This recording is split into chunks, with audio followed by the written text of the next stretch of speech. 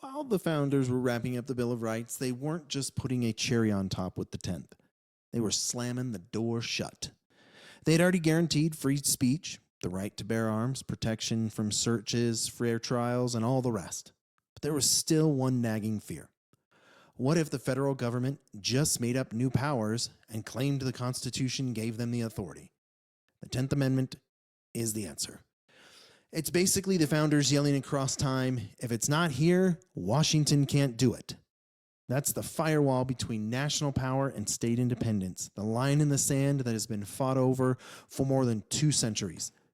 And if you want to understand why Americans argue so fiercely about federal overreach, state rights, and local control, this is where it all begins, the 10th Amendment.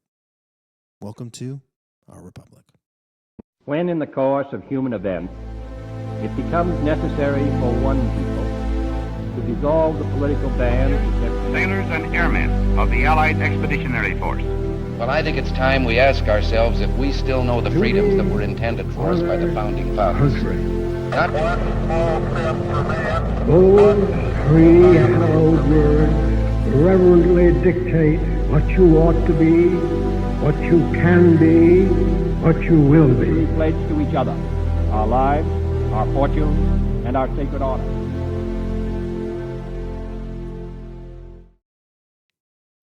The powers not delegated to the United States by the Constitution, nor prohibited by the states, are reserved to the states respectively or to the people. So let's break this down. 10th Amendment. Delegated to the United States. Powers specifically listed in the Constitution for Congress or the federal government. Prohibited to the states. Thing that states are explicitly not allowed to do, like printing their own money or signing treaties with France. Reserved to the states or the people. Everything else stays local. If it's not spelled out, it's not federal business. This is the rule book of federalism in one sentence. So why was it written? The Anti-Federalists like Patrick Henry and George Mason thought the Constitution gave Uncle Sam way too much muscle. They wanted guarantees that Washington couldn't just grab more power. Federalists like Hamilton and Madison argued the Constitution already limited government, but to quiet fears and secure ratification, the 10th was added. A reminder that the feds weren't supposed to run wild. Think of it as the fine print at the bottom of a contract, right? No creative interpretations, no loopholes. Just do your job, shut up, nothing more. Now, what does it mean in practice? The 10th is the backbone of federalism, right? The feds, to me, it's like the military, right? The feds are the officers, right? They run the big ticket items, foreign policy, war, money, interstate trade. And the military officers handle beans, bullets, right? They're the ones planning missions. The states are the NCOs and the lower enlisted, right? The states run the day-to-day, education, policy, policing, property law, family law, elections, local infrastructure, that kind of stuff. The NCOs, again, in the military, right? That's these guys. They carry out the mission. That is what this is. That's why you have 2 different gun laws in Texas and New York, right? Different marijuana laws in Colorado and Idaho, right? And 50 slightly different ways of running elections. Now, we already talked about the Second Amendment. I think the laws in New York are unconstitutional, while I think the laws in Texas, they have some things in there that they shouldn't do. Wyoming's got it right? You have personal responsibility. You can carry the gun in your hip. You can carry it in your pocket. You don't have to tell anybody you got it. You're just personally responsible for when you use it. That's the way it should be. That's the Second Amendment. Marijuana, I think you're putz if you smoke weed. Sorry. I think drugs are stupid. And election laws, honestly, I think that needs to be federal. Federal election laws. You run your elections this way, paper ballots, same day voting. That's it. Done. Sorry, rant over.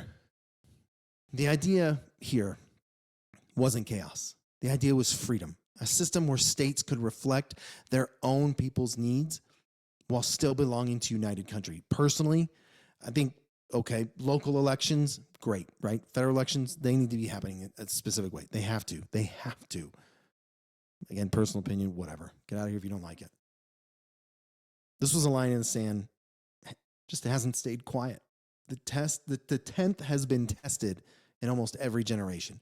In 1798, Kentucky versus the Kentucky and Virginia resolutions. Jefferson and Madison argued states could nullify federal laws they thought were unconstitutional. The federal government said nope.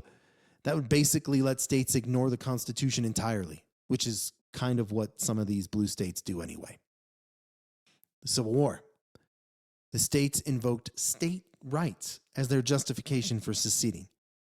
But the right they were trying to defend was slavery. Like, that's stupid. Lincoln countered that by saying no states' rights, including the right to include the right to destroying liberty, right? Like, these men and women and children had liberty. The 10th wasn't erased. It was the war proved federal supremacy and preserving the Union, right? It is the thing that ended slavery, in my opinion, right? Lincoln literally was like, no, your reasoning for this is stupid. And that's when the Emancipation came out. The Civil Rights Movement.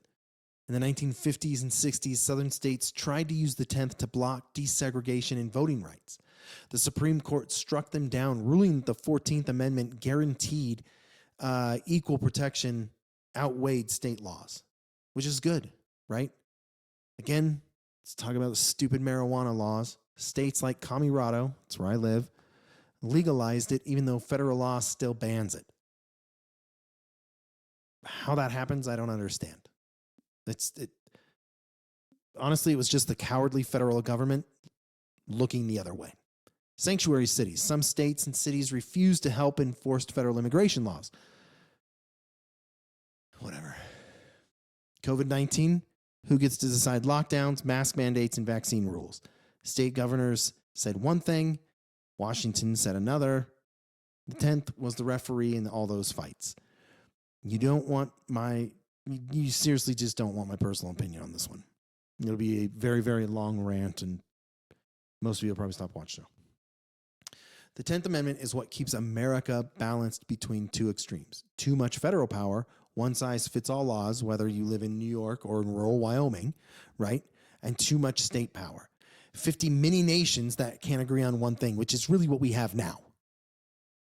The United States has managed to survive and thrive by continually negotiating this tension. It's messy, it's loud, and it's really, really freaking frustrating. But it is also why the United States has remained the longest-running constitutional republic in history. And I'd rather it be messy, loud, and really frustrating than it not exist at all. The 10th draws a line in the sand, and it says the federal government only has powers when it's given, and everything else stays with the states and the people.